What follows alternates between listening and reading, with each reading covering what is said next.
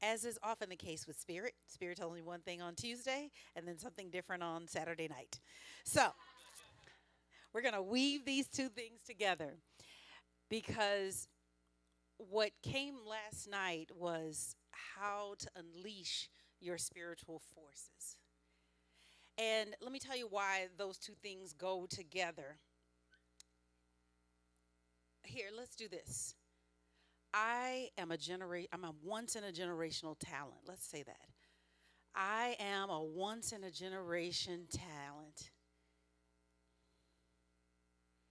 Think of who you think of as a once in a generation talent. Whoever that is, whatever artist or whatever, whoever you think, however you classify that. And now I want you to apply that to yourself. I am a once in a generational talent.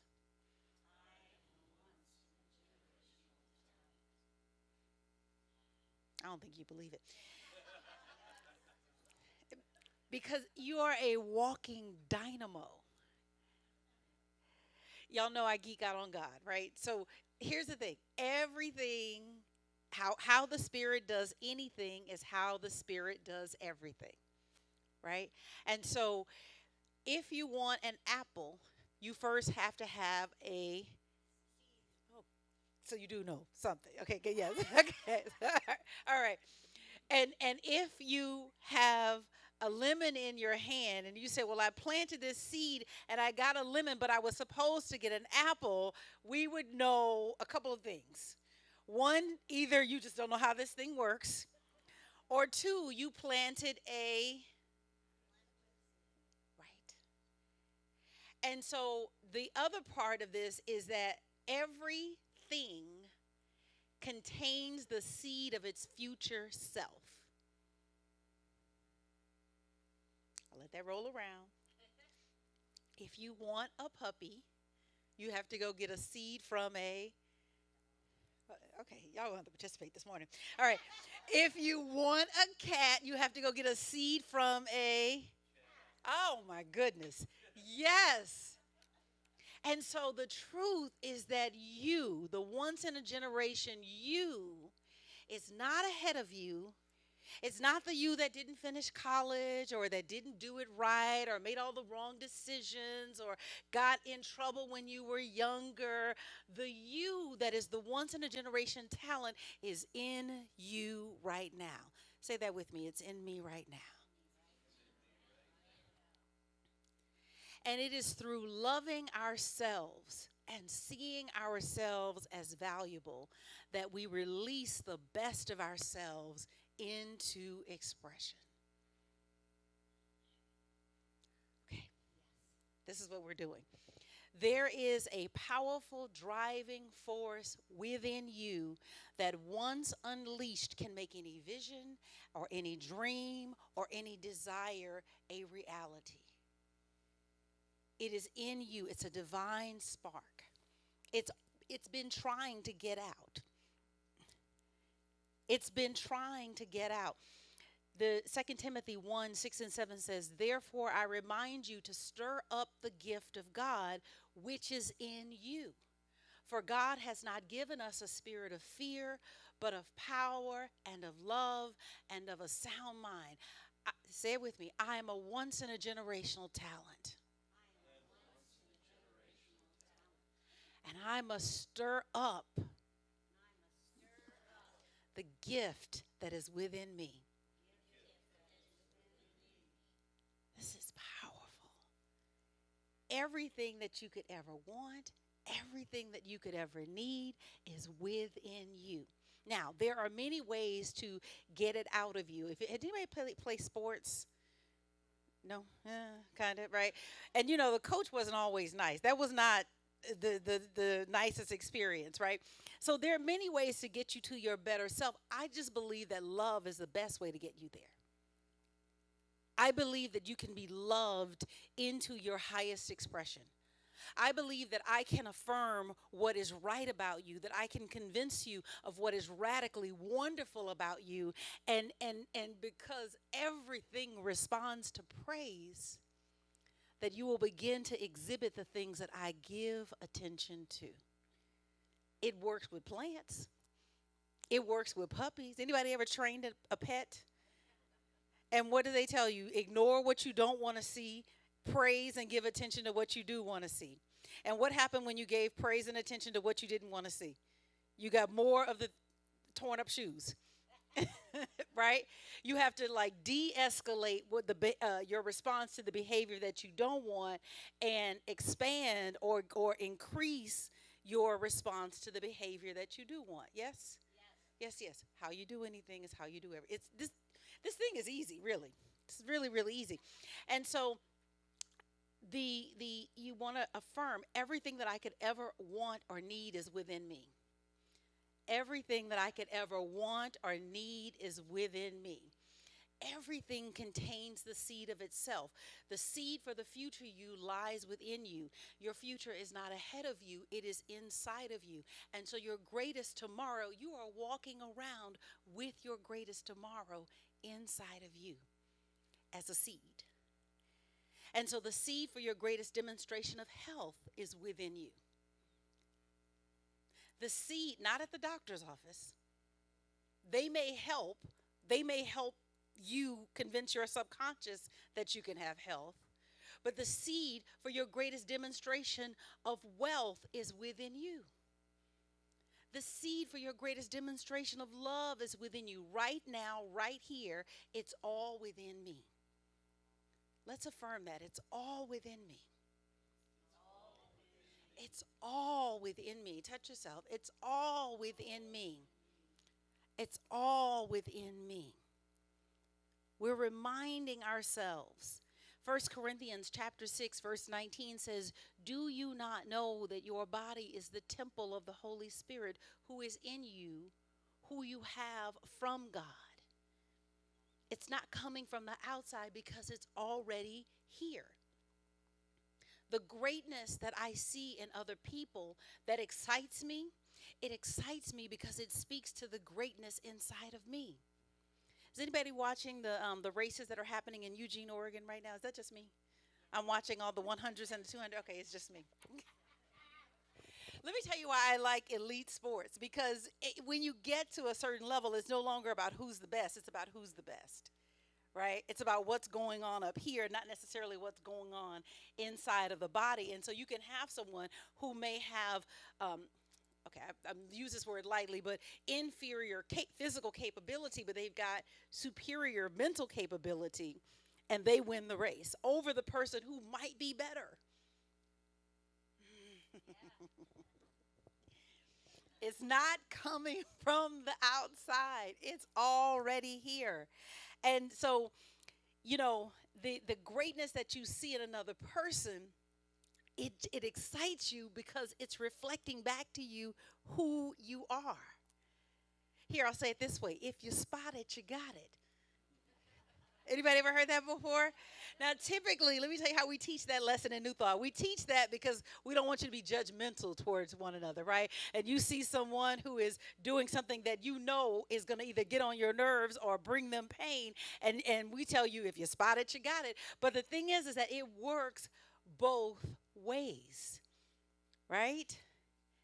If you see greatness anywhere, it is a reflection of the greatness that is inside of you. And so the question, and I'm really glad you asked this question, is how do I get it out of me? How do I get it out of me? I'm walking around. I'm a walking dynamo. How do I get this thing to stand on 2 feet in my life? And so that's what today is about, the greatest love of all. Okay. So we have a spiritual faculty called zeal or enthusiasm. And so the revealing word defines zeal as intensity, as ardor, as enthusiasm. It is the inward fire of the soul that urges you onward regardless of the intellectual mind of caution and conservatism. Right? There is a pulse that's pushing you forward that's saying, write the book. But there's an intellectual mind that says, nobody's going to buy it. I'm not going to get a publisher. I'm going to have to self-publish. But that inward spirit is saying, write the book anyway. Go ahead. And so there's this battle that's happening right inside between the me that wants to get the book out. This is really for me. Thank you guys for being a part of my therapy session. That wants to get the book out, but the mind that says, nobody's going to read it. Nobody cares. Oprah's not going to pick this book. Nobody, just me. This zeal in you that keeps saying, do it anyway, go anyway. It is the same energy that incites the winds, the tides, the storms. It urges the planet on its course. It's the same impulse. And it spurs the ant to greater exertion. I'm paraphrasing Fillmore. It is the urge behind all things. And so when we're talking about the greatest love of all, what we're really talking about is activating that urge that is within. Loving that spark, loving the way that you sing, the way that your voice sounds. And I'm using that as a metaphor. Loving the way that you write and the way that you expressed. Would it be okay to say Spirit doesn't make any mistakes? And so the way that you have been introduced to the planet with your idiosyncrasies and the ways that you show up and all of your quirks and exactly as you are is exactly what we need.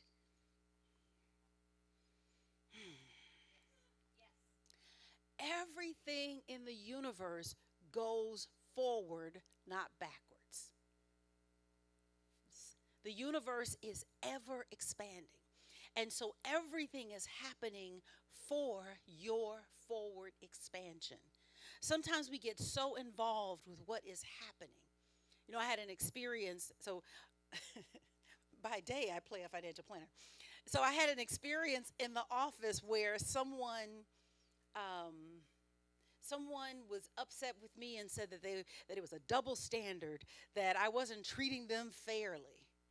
And I'm thinking, I'm not even thinking about you. Like, I got a sermon I got to get together for Sunday. You are the furthest thing from my mind. Double standard? Who has time for that? And I'm upset. I'm a minister. I don't get involved in this little petty he said, she's. Are you kidding me? I am upset. And then I read my sermon notes that says sometimes we get so involved with what is happening, we miss the purpose of why it is happening. I'm telling y'all just a part of my therapy session. The purpose of every event in your life is for your forward expansion. The job that ended is for your forward expansion. The friendship that fell apart, it is for your forward expansion. The person who accused you unfairly, Sherri, not y'all, me, it is for your forward expansion. The position that was taken out of your hands unexpectedly, it is for your forward expansion. The pain in your body that persists, no matter how fervently you pray or investigate remedies, it is for your forward expansion. It is not happening to you, it is happening for you. It is the movement of zeal in the soul trying to get the greatest you out of you into expression. It is the fire of your soul saying the only way that she can get this lesson, the only way that she's finally going to pay attention is to be unfairly accused of something that she would never do. Come on, somebody. It is the urging of your soul onward to your greatest tomorrow. And without that nudge, Sherri, not that Sherri, this Sherri, and without that nudge, Sherri, you would be content to stay where you are. An object at rest tends to stay at rest. An object in motion tends to stay in motion unless it is acted upon by an equal but opposite force. There's a movement happening. And so this love, this zeal that we are trying to activate, it is the impulse to go forward. And so affirm with me, I unleash my spiritual forces.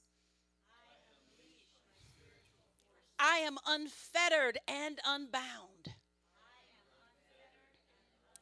My life cannot be limited. My good cannot be limited. No false condition has any power over me.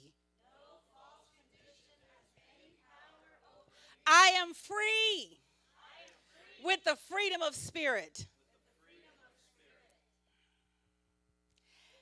That which is within you is not lying dormant. It is nudging you from the inside that it might be let out. And perhaps at this moment, it's the only way that you are willing to listen. Michael Beckwith said it this way. I thought it was brilliant. He said, we let pain push us until we learn to let love lead us. It is seeking expression, and it will have its way because it's the reason that you are here on earth. Now, everyone has a different definition of better, but there is no one on earth who does not want better. The CEO wants better performance for his company.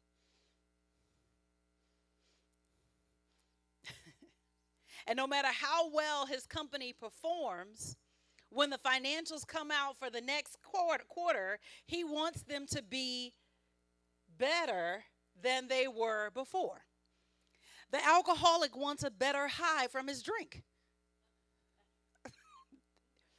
No, you didn't think I was going to go there. No matter how high he felt on the last time he was drunk, he drinks again because he wants the next high to be right. So the desire for better is as an impulse of the soul. And sometimes we judge people for the better that they desire, and we may call them materialistic, or we're saying they're driven by the wrong things. But the truth is that we all desire better. We just have different ways of defining better. And we define it according to how we were taught or conditioned to define it. When people pursue materialistic means, do not judge them. They simply have not been taught how to fulfill the divine itch through a spiritual means. And so we fault neither the CEO that we've judged as greedy or the alcoholic that we have judged as irresponsible, because each is reaching. It is the impulse of the soul that is saying, go for better. And because we have not been educated that we are the holy temple of the living God, that we reach for better the way that we understand it. Does this make sense? We scratch the itch based on the ways that we were taught to scratch the itch. And so I can have compassion for someone that is seeking to fulfill a spiritual itch by a material means. I know that eventually they are going to achieve whatever material end they were looking for, and they're going to discover that that's not it. They call it rock bottom, but you can hit rock bottom in the C-suite, or you can hit rock bottom on the corner alley. Spiritual itches must be satisfied by spiritual means. Are you following me? And so every itch is spiritual. Both the itch that the CEO feels and the itch that the alcoholic feels is spiritual. And there is something in the soul that is seeking expression. That which lies within you is not lying dormant. It is nudging you. It is poking you. Sometimes it is kicking you. Let me out.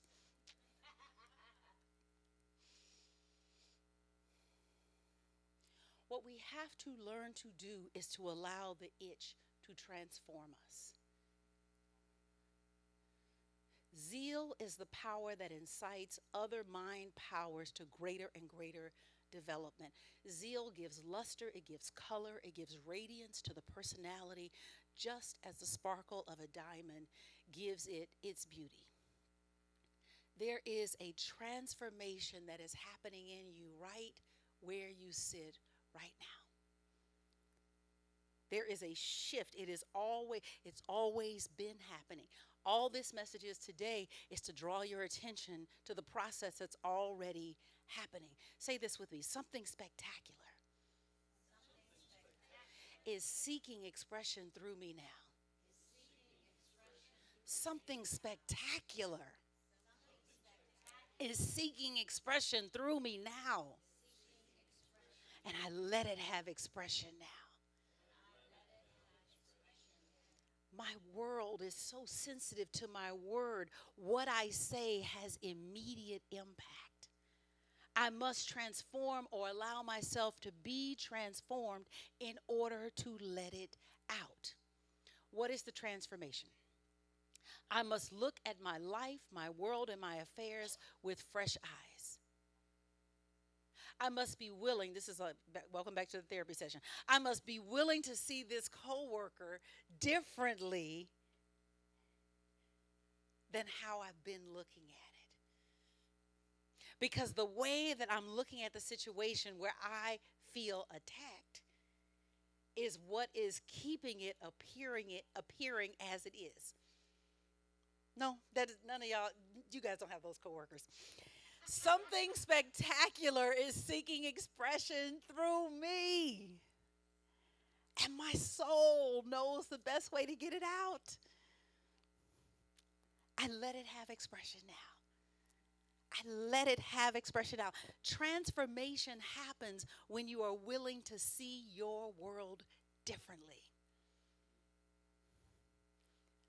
And so what if, instead of being frustrated by what is happening, I can become fascinated? What quality?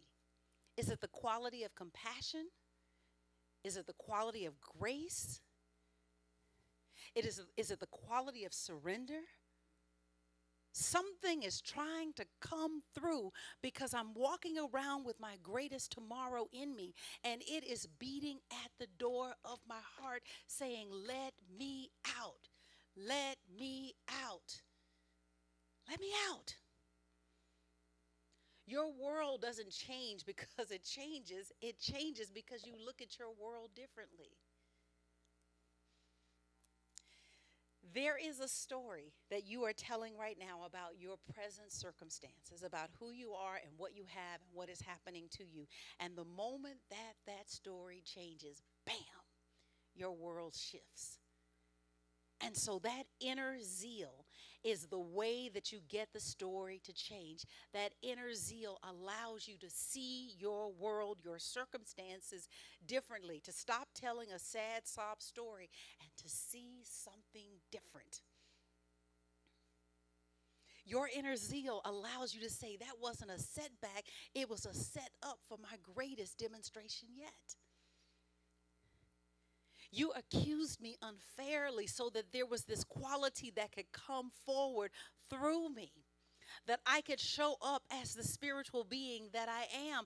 And you don't, listen, so here's the thing. You don't know you have patience until you've actually had it tested, right? You don't know you have patience until you actually are standing in line at the bank and practicing patience. Anybody can claim patience when everything is going great. It is only when you are sitting in traffic on the 405 or the 101 or the whatever and you get cut off. Oh, come on, somebody. You get cut off.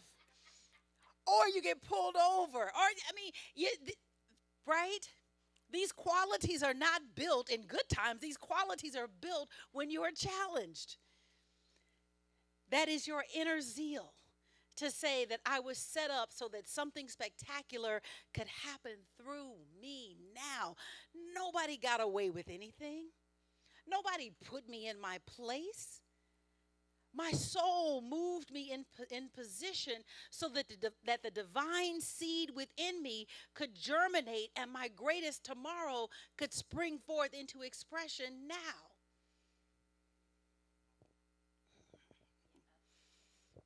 So, how do we get there? How do we work this?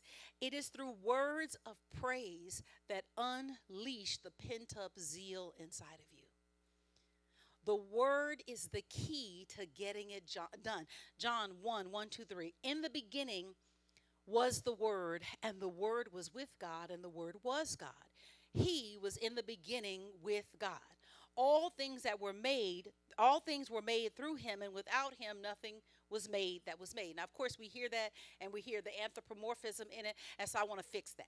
Okay, in the beginning was the Word, and the Word was God, and the Word was with God, and the Word was God. I am was in the beginning with God. All things were made, all things that were made through I am, and without I am, nothing was made that was made.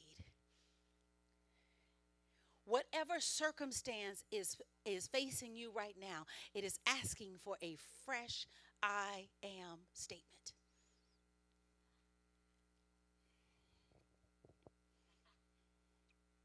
Whatever is present is living on on an I am statement that you may have spoken and didn't know you spoke.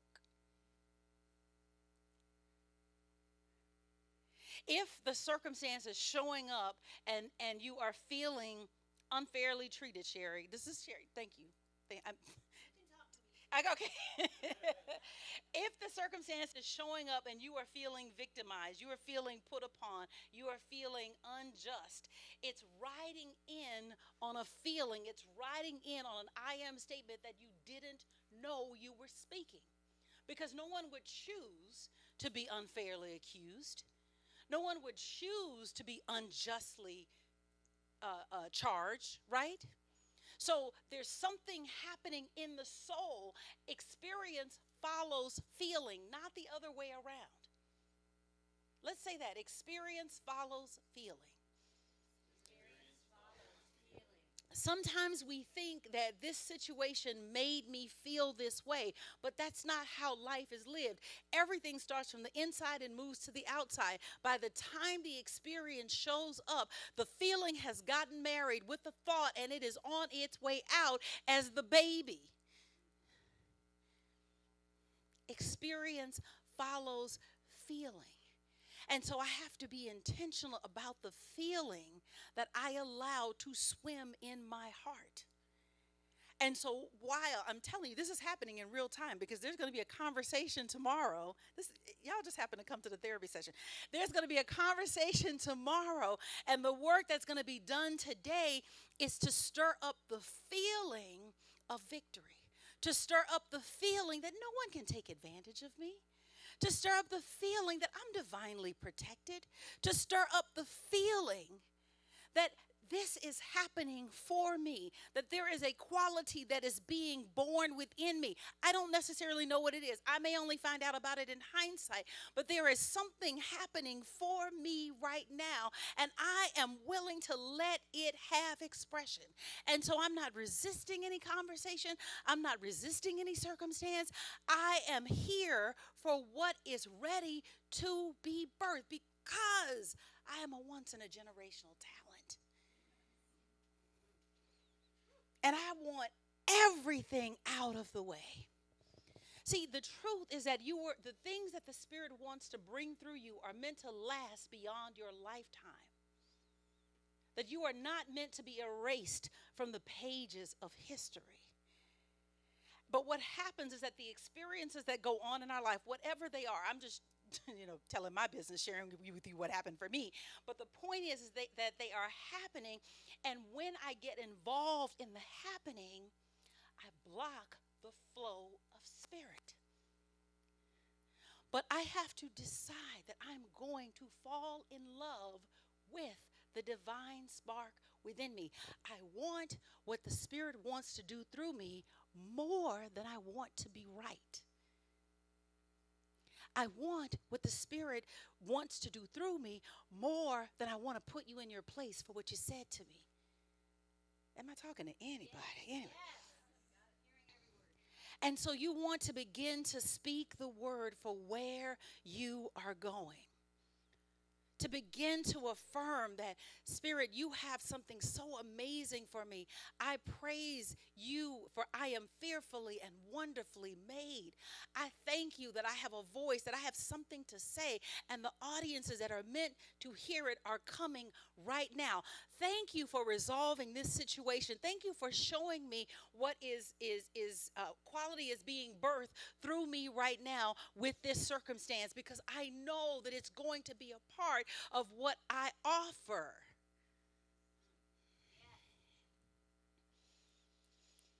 Speak the word for where you are going. This is how you love your greatest self into expression. Begin to call it forward. You don't need to see the whole thing. Just begin to speak it, and the situations and circumstances that are seemingly in the way will begin to resolve themselves in amazing ways. The word gives you energy. The word provides you with enthusiasm. The word connects you with the power of God in you. When I was in the circumstance and feeling all of the anger and feeling beset, right? Anybody know that word, beset? Okay, it's an ancient word. It's like from the 1900s. When I was feeling beset, that I was getting connected to that energy of unfairness. Are you hearing me? But it is when I begin to speak the word for where I am going, for where Spirit is taking me, that I disconnect from that moment and I become available to the next moment. My words are powerful. My words control my word. My words are how I love the highest me into expression. God bless.